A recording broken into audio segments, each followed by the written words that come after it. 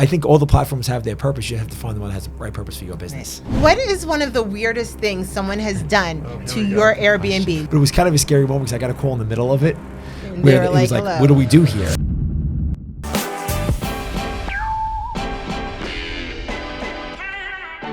We have a great one for you today. We're here with Ralph DiBugnara. He is a nationally recognized real estate and mortgage expert, and he helps you entrepreneurs. Now, we are going to talk a little bit about how to come up from down markets, what the future of Airbnbs are, which we all want to know about those if you can still get into them, and then how to make social media transform your career. Awesome. So let's just dive right in. So Ralph, we are so excited to have you here.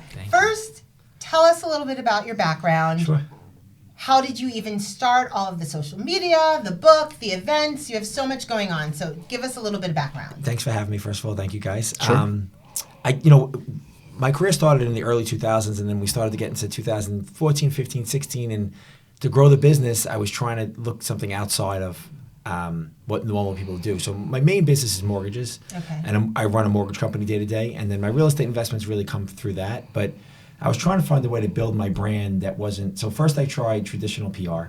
And I hired a PR guy, and I was like, hey, I want to get on the news, and I want to do this stuff. And what they first started doing is I got on the news and stuff like that. But I saw you on CNBC? Yeah, that was more recently. So that I actually got through social media. So that's a good story.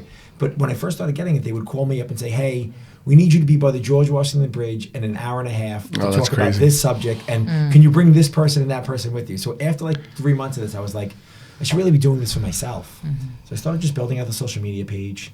I started just kind of talking about like daily things that went in my life, stuff about the business. And I was early. It was like 2016, 2017 when I really started to build my following. So I really made a lot of traction with it. And I started to realize when I went places like conferences and seminars that people knew who I was from that. And it made people kind of want to work with me, maybe not necessarily perform, but with me. And then I kind of figured a way from there to grow the business. Now, what is your most popular social media page so everyone can find it? I think Instagram, which is Dibug, D-I-B-U-G. I've definitely grown more through there. I have a lot on LinkedIn, but LinkedIn's a little bit, they're all hard to figure out at this point. Right. But Instagram is probably still my biggest, where my biggest engagement is. So at Debug. Yes. Okay. Isn't it possible you could have too many accounts for people to find you on? Yeah, I think so. I mean, I try to concentrate on as much as I can. TikTok is, I think, something for small businesses right now. TikTok is unbelievable because you really, like my brother owns a restaurant in Manhattan. That was good for years. It was a good business. It wasn't a great business. He had a couple of videos that went viral. And it completely changed his business where he's sold out almost every single night now. That's awesome. So What's it called? It's called the Dorale. It's like high-end pizza. Okay. So he has a Saturday and a Sunday where you can make, I think it's Saturday and Sunday, I'm probably saying it wrong, where you can make your own pizza. It's Oh, like wow. You have a brunch where you can make your own pizza. And it went viral on TikTok, and it's kind of just changed his whole business. Wow. So I think all the platforms have their purpose. You have to find the one that has the right purpose for your business. Nice. And I think that's great for all different facets of careers that people are in, especially for real estate. People are doing such cool stuff today. Definitely. There's one where this guy throws a football, like as he enters the front door, and he throws a football, runs through the house, and then catches I've it in seen the back. that. Cool. It's very yes, cool, yeah. I've seen that one.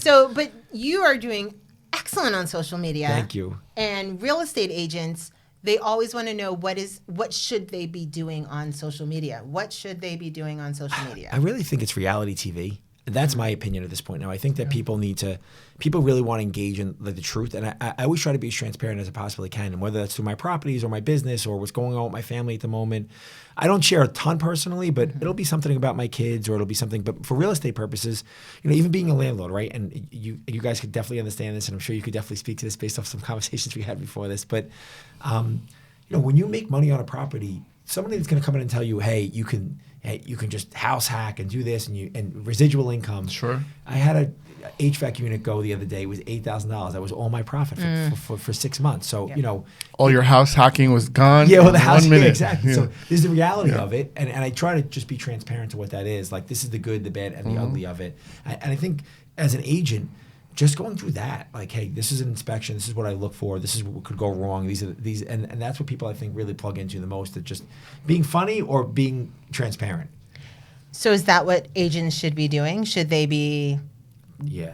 getting out there and telling about their lives and doing Get Ready With Me. Those are big now. The Get Ready With Me. So I don't do so much of that, but I think it works for certain people depending on what your brand is. But I think you have to think of yourself as a brand and what's right for my brand. So if a client goes to look up, if I'm an agent and goes to look up my page, I want them to want to work with me. So I think that's got to be thought of too. And I have a lot of women who work for me too. And I think it's harder in real estate for women in a lot of ways. And I think they have to be conscious of that and posting more than men probably do in a lot of ways. So I think harder for women. Do you feel that way? Everything's harder for women. But I think you have to be conscious of what your brand is. And does it really represent truly who you are? I 100% agree. We've been concerned with our brand for over 15 years and very aggressive with sticking to it, sticking to our style, our colors, whatever it is. It's hard trying to maintain it. And I feel that the integrity or your values should come through with whatever you're saying or doing. And once you figure out what your values are, it's much easier for people to jump on board with it. Yeah. But how do you stay true to your brand, because you want it to be your brand, right? Sure. Yep. But then be authentic. That's the hard part, to do that sort of, oh, I just woke up and I'm beautiful kind of thing. You know what I mean? And be authentic with that. I think what I just said about integrity, I think that the road to riches in this business is really the long road, and I think you have to be willing to go down that long road, because I think taking the high road and being ethical and having integrity in what you do may not pop off the page all the time. But I think long term, if somebody's watching your brand, you'll attract the right people. And I think that's more than anything. Like, a lot of people come to me like, oh, you have over 100,000 followers. How many of those people are actually engaging in me? Because that's what I'm really, I'm plugged into. And you could be somebody who has 500 followers, but maybe 300 of them actually. Sure. So I think, and that's a highly coveted account, because you have high level of engagement. Yeah, so I think it's really talking to the audience that you really want to be in business with. And I think maybe that doesn't get you likes all the time and views and comments, but what you're really looking for is the people that are actually I can do business with and I want to do business with. So that's what I really concentrate on. When we started our podcast, we did it because we wanted to actually resonate with the people that were doing what we're doing. We wanted to show them our tips, our tricks. We wanted to share our stories. I think it's fun with all the crazy stuff, I was going to use another word, that has gone on in our lives in the last, 10, 15 years. And I know, some of Ralph, the stories you have have been these great. crazy stories. We're just talking about surviving 2007, 2008. People out there have no idea what it's like to be in this industry. And the better that we can share and prep them for coming into it, the better. No, it just like, we were talking a little bit before we went on air about big box real that you had in 2007. And like, for me, that would be an interesting conversation for me. And so I think it's an interesting conversation for social media. Like, these are some of the risks that could go in a down market. These are the things that could happen. And these are, some of the steps I took then. Maybe that works then, maybe it does not. But I think that's something that would resonate with me a lot. Like, this is something I want to know about, because you have experience. And that's the biggest thing in this business. I think I tell people all the time, like, go talk to somebody else about their mistakes, because you could it's easier to get to the top now than it used to be, because so many people have made so many mistakes that are public, like YouTube and everything else. That makes there more competition. That's true. So, that's true. I sometimes think it's a double-edged sword, because I was actually speaking to someone this morning about how I started and how there was no YouTube. I mean, I'm dating myself, but there was like no YouTube. Back when dinosaurs ruled the world. Yeah, all I had was like Rich Dad, Poor Dad, and I didn't have any mentors. Right. And I was asking people that weren't in the industry for advice. And what I learned, and we talked about this, is you never go after the people that aren't in your industry. You have to ask people that know what the hell they're doing. Right. So you almost have to get your competition, or the people that are going to be your competition. Absolutely, at some point. yeah. But one of the things I liked about what I saw with you is you're not just talking about real estate or mortgages. You're talking about how you have to be a different type of person. With what's your book called? The Growth Trap. The Growth Trap. So we're big on that too. You have to be a certain type of person to be in this industry. Yes. Yeah. And having that ability will really determine what your success is. So you were successful before you wrote your book, or how did you get there? Yeah, I went through so from 2001 to 2007, I was in the mortgage business, and it was great. I made more money every single year. I was a vice president at a publicly traded company when I was like 25, and I thought this was like my trajectory, like this is it. And then we always think 25 is it, right? That's it, yeah. And just like you, I really that was so long ago. I really didn't have any mentors, and I just thought I knew everything because there wasn't that stuff available. So when 2007, 2008 happened, and I lost everything. I went from living in a penthouse on Wall Street. My office was up the block to literally, I told the story the other day. I moved out in the middle of the night. I moved into a studio back in Staten Island where my parents still were. Nobody even knew where I was living on the side of a house because I really, like all my like I didn't lose money slowly. It was gone in like 3 months if you remember what was going on then. Between the house payments and everything else, and the money just stopped. And I just like had no idea what to do. So I started completely over again with all this debt. And then What age was that? I was like 27. Okay. Yeah, 27. And Still a good age to start over, it was though. great, and I started over, and it gave me the kind of confidence that whatever happens, I could build it again. And it took me probably because I didn't have great advice, and I probably should have filed bankruptcy or modded the house and stuff like that, and I didn't do that. It took me about till 2011, 2012 to start buying real estate again. So it took me 4 years to dig out, get my career back together, and start over again. And then from 2011 to 2017, 2018, I was kind of consistent. Then the market exploded, and I was able to buy more, and then I built more from there. But it was really with the foundation of my mistakes, and I made a lot of them. Right. And all the money I lost, and the properties that didn't work out for me because I just didn't know what I was doing, and I was just kind of learning on the fly. So was what happened to you what determined your need or want to make this book happen for people?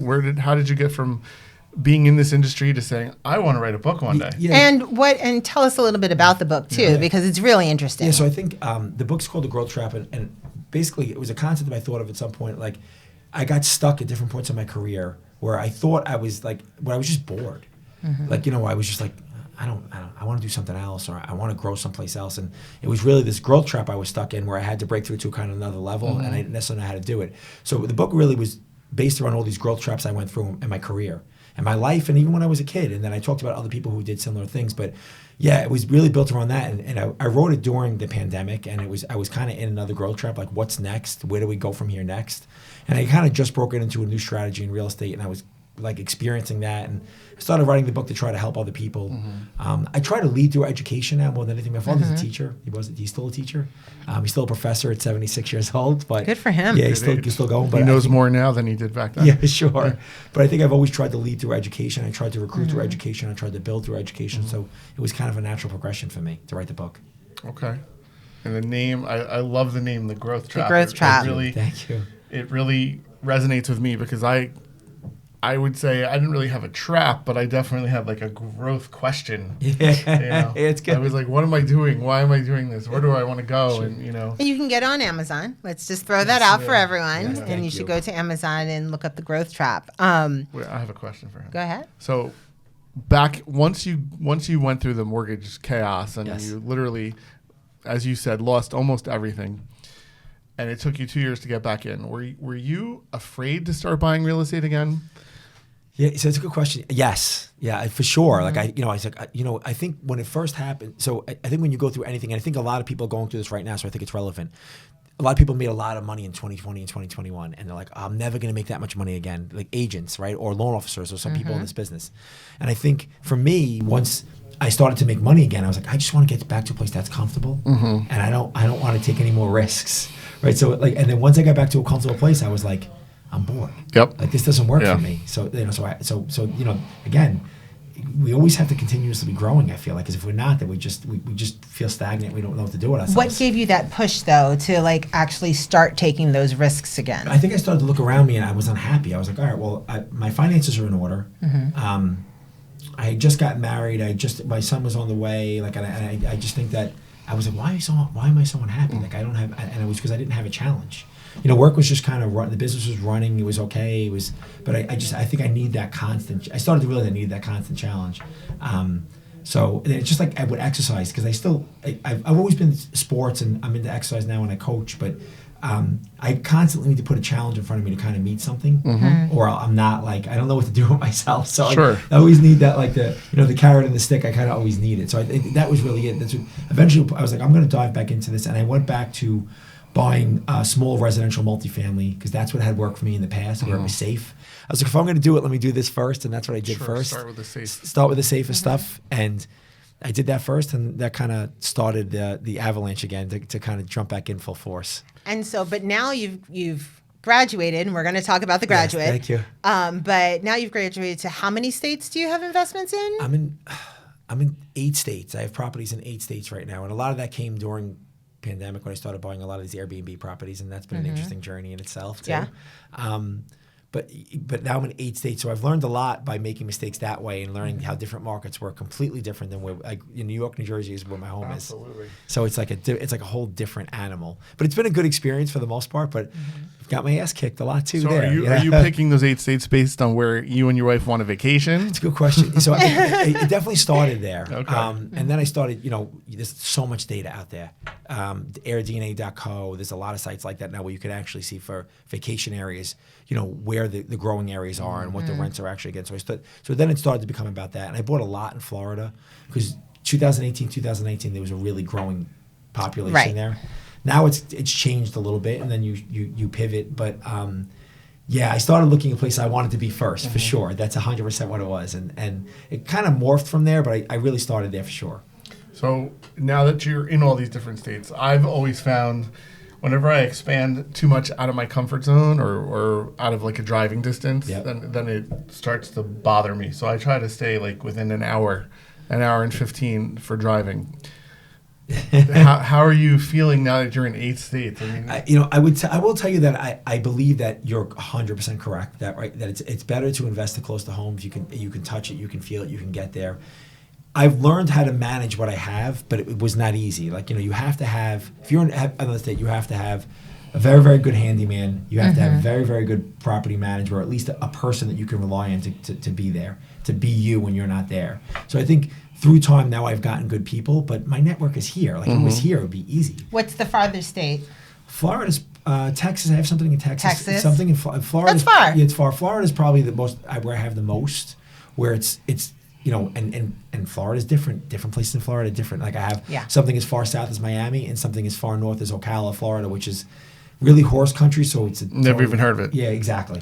But it's. I got there because I have a cousin who's in horse racing. He's got a 200 horse farm there. He's like, hey, you need to check out this area. I ended up buying 3 Airbnbs there. Oh wow. I have 2 still. And it's a really growing. But your cousin can check on stuff, right? Correct. Yeah. So I think if you have that local relative helps or best friend that can help you, then maybe that's someone that you trust. Yeah, and then there's always little intricacies to each place. Like, I didn't realize South Florida had such a insect and water and this and that problem. And so you learn that as you go. That I have a house there, and it was a lot of maintenance. It was more maintenance than I was used to because of. You got to keep the air on 24/7, otherwise you get mold everywhere. And by the way, you're probably a good person to ask about this, but I don't think I've looked at the utility costs as much as I've looked at in the last 12 months that I look at now, because I think everything's so expensive now. It's out of control. It's out of control, right? Like, so that's been, for somebody that's buying real estate, it's something to look at. So you're in Florida. How are you doing with insurances down there?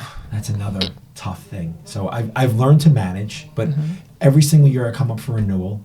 So I have 6 properties still in Florida.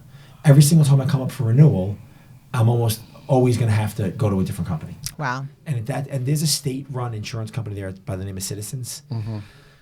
They're the most competitive rates, and you can almost always get insurance through them because they had such a problem. They had no choice. Right. But even with that, it's super And expensive. you're not buying crazy, like on the water, ready to be flooded. I have one on ready the water. to be flooded. I have one on the water that, believe it or not, it's probably the most consistent insurance, but it's expensive. It's really, really expensive. And can you pass that on to the tenants, or is that becoming an issue? No, so that's an Airbnb. Yeah. So I wanted a beachfront property because for Airbnb purposes, it's something that really always rents. It always rents, but it's an expensive proposition. And every time there's hurricanes, I'm on the beach. I'm 50 yards from the water, so like it's beautiful. It's in Ponte Vedra Beach, which is like an hour outside of Jacksonville. Okay. I don't golf, but it's by where TPC Sawgrass is, which is a popular place there. But it's just a more expensive rental. Like, it's somewhere between, depending on the season, $900 and $1,100 a night. So it gets passed on through that because it's a more expensive proposition. But not, it's hard. And what I'm seeing in Florida more than anybody is a lot of these people who own properties there and have been there for a long time, they just can't afford the insurance. They just don't have it.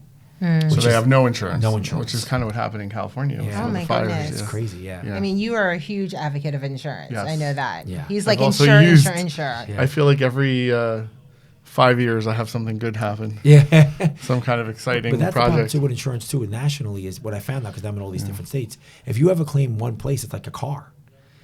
Have you ever had a claim on any property, not this property, that they ask you a lot of the time? It doesn't even matter if it's just in Maybe that state. I don't have that because I'm each building has a different. different LLC with Sure, commercial, yeah. so I'm not having that issue. But that's interesting. Residential, I'm finding that more than ever, that if you have a claim anywhere, they want to examine it to see if it's something that's going to be a problem in the future for you as an insurer. Well, I think they look at you as the owner. Are you responsible or not? So I could understand that. Yeah. We have a lot of people who ask us, especially at the school, about Airbnbs and managing Airbnbs or buying Airbnbs. Yep. Tell me about it. Like, what do you think it's still something that people should be hopping into? Would you say just stay away from it? It's a much tougher market than they're talking about, and I've seen Okay. it. Like you'll still see when the Airbnb puts out the numbers. Oh, we're growing. Most of the reason they're growing is they're going into different new markets all the time. So Okay. it's always kind of growing. It's definitely hard. It's definitely very, very competitive. You have to be a hospitality company. You have to be ready to be a hospitality company because that's how you're going to manage it on a day-to-day basis, and that's who you're competing with. You know, there's big companies like Wander's a big company where they have their own page and they have their own properties. It's really mostly high end. But if you look at what they have, they're really a huge hospitality company. They did like a $50 million raise and they bought these Airbnb properties. So that's your competition a lot of the time. So I think your property just has to be unique.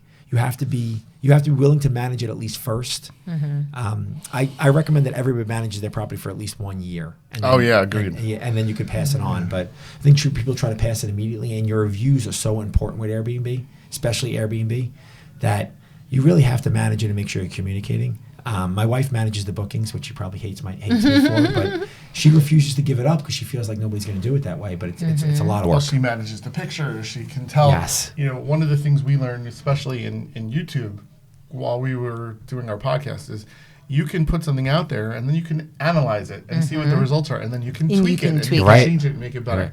And as you said, when you get a third-party manager, they're just throwing those pictures up. They're not looking at it and say, this picture out of the 7 that are here is not getting any value, so let's swap it out. Yeah, there's no personal connection. Yeah. And the Airbnb page and VRBO to an extent too runs like Instagram now at this point. It's an algorithm. Yep.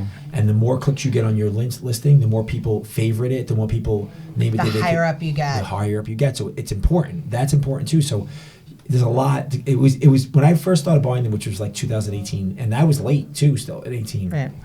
It was so much easier. There was less regulation. There was less kind of stuff that went on. There was less competition. Like that Ocala, Florida property I just told you about. That's a really good example. I bought one, and it was a $320,000 buy. It's an historic area. It's like an historic downtown. I did unbelievable with it. I bought the house next door. That did great. I bought one 3 blocks away. And they were $300,000 buys with very, very low taxes that were doing somewhere between $70,000 and $90,000 a month in gross revenue. So it was unbelievable. That $70,000 3 years ago went to it's somewhere between $30,000 and $35,000 in gross now because a lot more competition came in. Right. Less people started traveling. So, you have to, with those properties, I made good enough buys where I was able to, I sold one already, I'll probably sell another, and there's enough equity in them where it makes sense for me. But you have to be willing to pivot because, losing 50% of your gross revenue on an investment is, could be disastrous depending on what it is. So would you say that advice for someone who's interested in this Airbnb stuff, make sure you buy the property so it cash flows as a regular rental? 1,000%. Okay. Yeah, I think I looked at every investment up front that way, right? And I looked at it. I looked at the Airbnb analysis a little bit differently on it, but I looked at every investment as like my worst case scenario is that I can rent it as a long-term rental and still be profitable.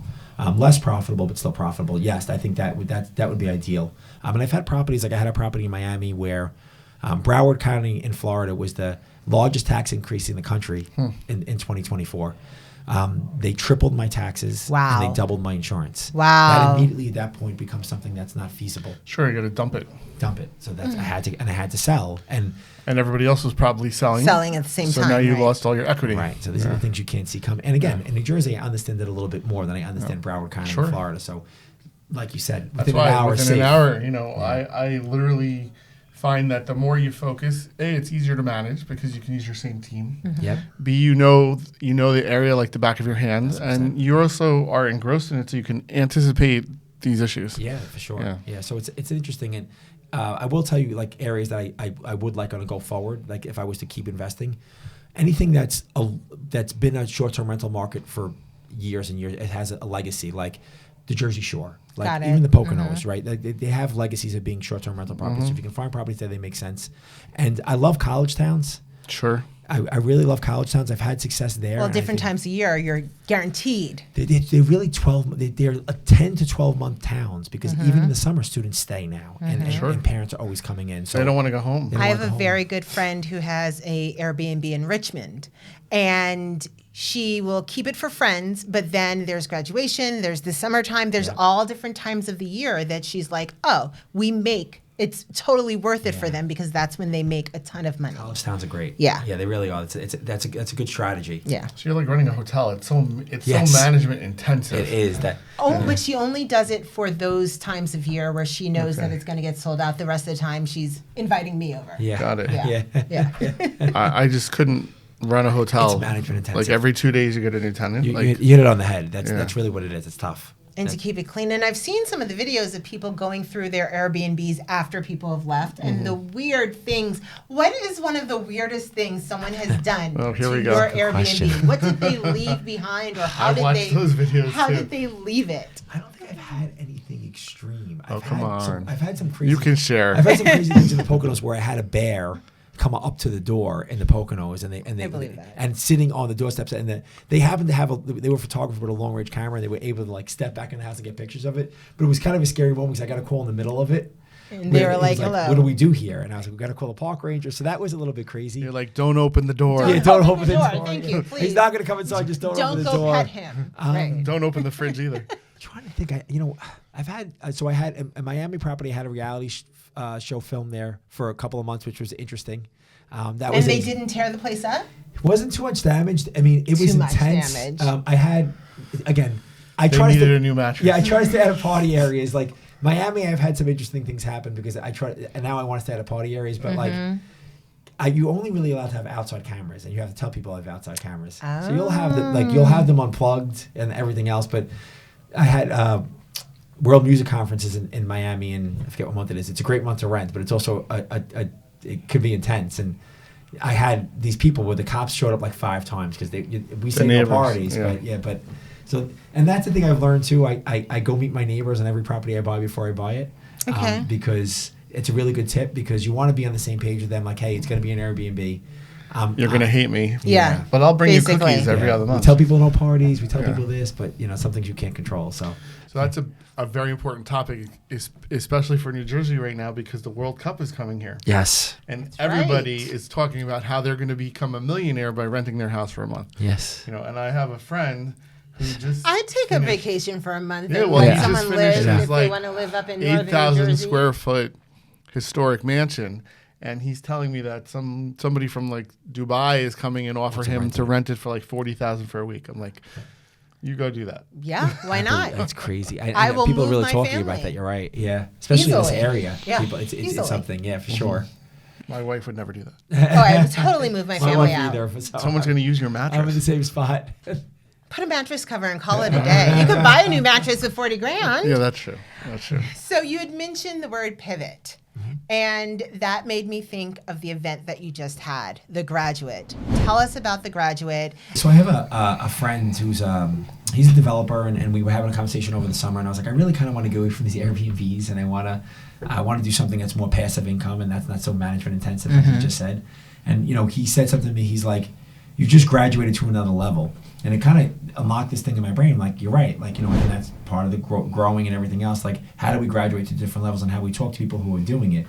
I'm very big on authentic people who have built it from the ground up and who have gone through the ups and downs of that. And so I really wanted to have something educational where I could bring people in that I knew had built it from the ground up. And that's what I really did. I brought in the CEO of New American Funding, which is the mortgage company I work for.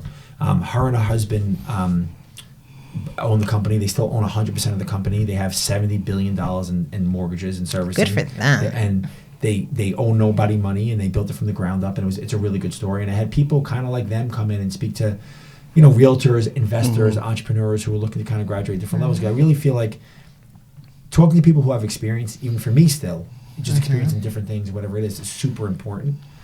So that was the idea of it. I really wanted to make people feel good about who I am as a business and who we are as a business by giving them access to people that I have access to who have done these things. So that's what I always try to do. It's like, if I have access and we do business together, then you have access. You're in my network of people, and I try to help that way. I think part of the struggle for younger people or for people trying to get into this business is having access. Because I know for me, I've have 20 plus years of experience, but I love to share. I love to share because no one shared with me when I was younger. So I almost feel like it's my job as a citizen of the world to give back and try to help people. But it's so hard to get people at our level to do stuff like that. Yeah. And if you can bring that out to people, I think it's a gift. I think in your business it's even harder because you're on the commercial side of the business, and the commercial side of the business is still like a secret society almost. So I think it's even harder. The fact that you share is amazing. You're the grand poobah. Yeah, because being a commercial realtor, a loan officer, or being in commercial properties is still very much a craft, in my opinion. Like you have to have experience. To be, and you have to. And technology won't replace it, and AI won't replace it. So I think it's very important in what you do to share because there's nothing out there. And I don't even know how I got here half the time. Like, Noelle and I talk, and we're like, did this stuff really happen? We look back and we're like, did all these things happen? And it still is. It's still going on. Every day there's some new drama. And, Roberto told me the other day, one of our colleagues, he's like, I don't watch TV. I hate reality shows. But if your life was a reality show, I would watch it. Right. And I was just like, damn, is it down your head? No, you could have, you personally could have a reality TV show. But I just love it. Now we went from investment into building, based on we had a fire at a property and that created a need. You did something new. We figured, let's take on that challenge. So that's been a friggin' challenge.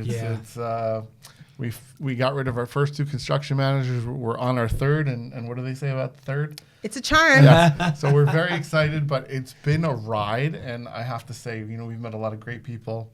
You're in an area where they're building all over the place. The building around here. Yes. Yeah. This is a very high growth area, which is a good thing. It's a good thing. It's a great thing. It's hard to get, because for me, this building is new. And even though we've represented developers over the last 10 years, people don't always want to share. So I got super lucky because one of my neighbors, I just moved 2 years ago. One of my neighbors is a developer. Okay. And he's friends with a bunch of developers, and they just brought me in. And now, I need something. I'm like, how do I get precast? And I just go through my Rolodex, on my phone, ask. And I find 10 developers that I can call. And I you can have ask for you advice. have the network, and they help me. And I'm like, imagine if I didn't have this network. How the hell would I do this? Well, you were saying that before we started recording that you think that people should always find people to find out their mistakes. For sure. Yeah, and even for me, I'm going toward the same thing, right? I'm trying to develop more. I'm trying to build more. That's what I really want to be next. And I'm doing it with somebody who's done 200 properties, and I got him to take me on for. His reasoning was probably we have a good relationship, we're friendly with my network and bringing more people in. But I just want, and I said we bid a bit on a property the other day. It was went for $1 million. I ended up going for 1.4. So we're not going to make a lot of money on it. But I said I don't care because I just want to go through the process. I just want to get through the process one time with you and see what it is. I just want to get in the game, and I want to do it the right way. And I think even if I don't make money on it, what I'm getting in education will pay for it in spades later on. And I tell people that all the time. It's like, what did you get in education from that mistake or that failed business or that failed investment? And I think, it could save you millions of dollars later on. So 100%. Yeah. And we're going through that education. Yeah, going through it, yeah. Right now when we look at our numbers and, because time kills profits. But you'll be experts after this. No, we're definitely becoming experts. And, would I have loved things to gone a little bit smoother? Sure. But I mean, the next one is going to be a breeze because we now know. Yeah. Knowing is half the battle. A breeze is a big comment, but when are you having another graduate? So we slated to do something at the end of April, early May. And we're going to have a second series of it. And I'm going to try to bring in maybe more advanced speakers this time. I have a friend who's the CFO of BlackRock, and he's on the real estate investment side, and I want him to come in and talk about what they're looking at and what they think the future is. I have another huge developer that's actually developing in this area, and I'll talk to you guys about that afterward, that he just told me the other day. He's still buying retail, and most people aren't buying retail. So I'm curious to see the reason why he's doing it and why he's going that way. So I'm going to try to bring in higher end people. Tony. Yes. Yeah. And they can go to Ralph. That's how you know that I know my market. Anyway. Yes. They can go to Ralph. That was a private joke. Yeah. They can go to ralphdibugnara.com, right? Yes. To find out more. Absolutely. There we go.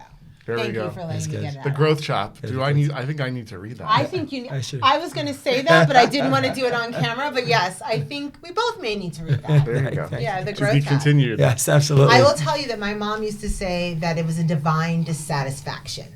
The same thing that there's Like a that. point as you're going that you just get divinely dissatisfied, even if everything is okay. Yes. And that's why they need to buy your book, The Growth Trap. Thank you. And I agree with you. I like that explanation of it better, actually. Noelle's very good with explanations. Yes. Well, thank you.